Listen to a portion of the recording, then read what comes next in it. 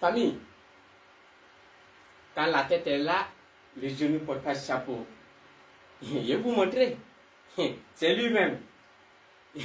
Il dit, il y a beau DJ là qui a fait sortir un morceau là. Vous n'avez pas encore écouté. Je vais vous mettre, vous avez écouté tout à l'heure là même. Oh. Il dit, c'est tellement intéressant jusqu'à, si tu ne regardes pas ça là, non, c'est que toi qui n'es pas dans le pays là. Hein. Il dit le titre du morceau là. Vous savez c'est quoi? Il dit, je suis coiffuré, je me suis libéré. Je suis coiffuré, je me suis libéré. Je suis coiffuré, oh, je me suis libéré. Je suis coiffuré, oh, je me suis libéré. Non, famille, c'est intéressant, hein. On va pas être long. Il y a un proverbe qui dit, quand la tête est là, les genoux ne portent pas chapeau. C'est parti pour là-bas. Boum, c'est parti.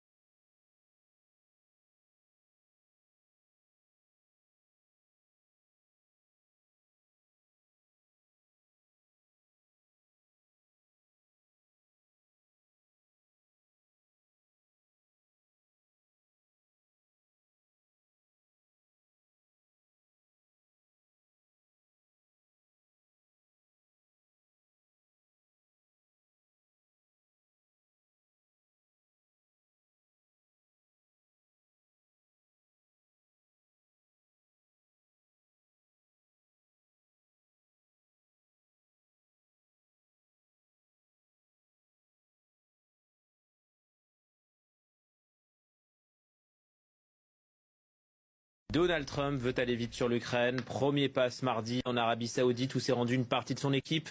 Des négociateurs russes avaient aussi fait le déplacement. Une première prise de contact donc jugée constructive par les deux parties. Les Américains annoncent la formation d'une équipe de haut niveau pour négocier la fin du conflit en Ukraine. Le chef de la diplomatie russe, Sergei Lavrov, lui s'est exprimé. Après cette rencontre inédite à ce niveau, les États-Unis, dit-il, comprennent mieux la position de la Russie. On va écouter les deux hommes.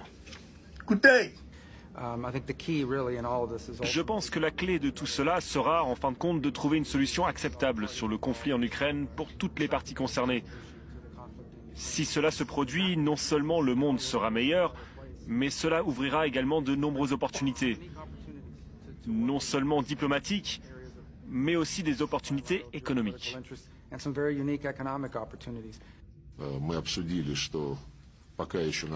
À l'issue de cette réunion, je peux dire que ça a été un succès. L'approche conceptuelle des étapes ultérieures a été définie par les présidents lors de leur appel téléphonique. Nous avons ressenti l'attitude et la volonté de nos homologues américains de faire avancer les choses activement. Et nous allons faire de même.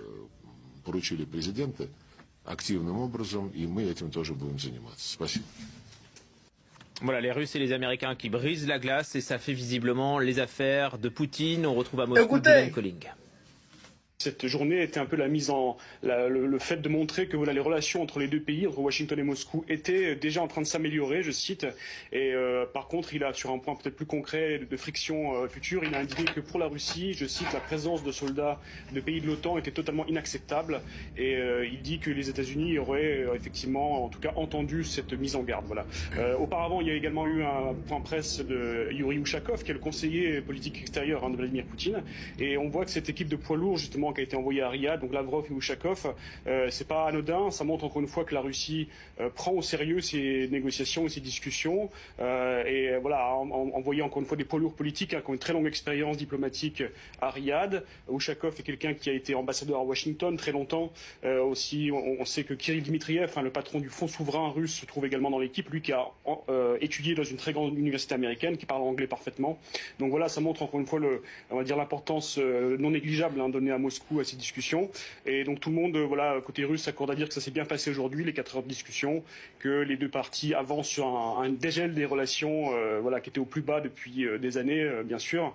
Et un dernier mot pour finir, c'est que selon Ushakov, les Américains comprendraient, je cite, la nécessité de prendre en compte les inquiétudes et les intérêts russes, ce qu'on sait qu'était vraiment, on va dire, quelque chose de rabâché depuis très très longtemps par les Russes, comme quoi l'Occident ne prendrait pas du tout en compte les desiderata russes et que ce serait peut-être en train de changer avec l'équipe Trump. Donc voilà, pour l'instant, on n'a pas encore de date pour une prochaine peut-être rencontre entre les deux présidents, mais c'est un premier pas, on va dire, et ça pourrait se débloquer assez vite sur les semaines à venir, encore une fois en Arabie Saoudite.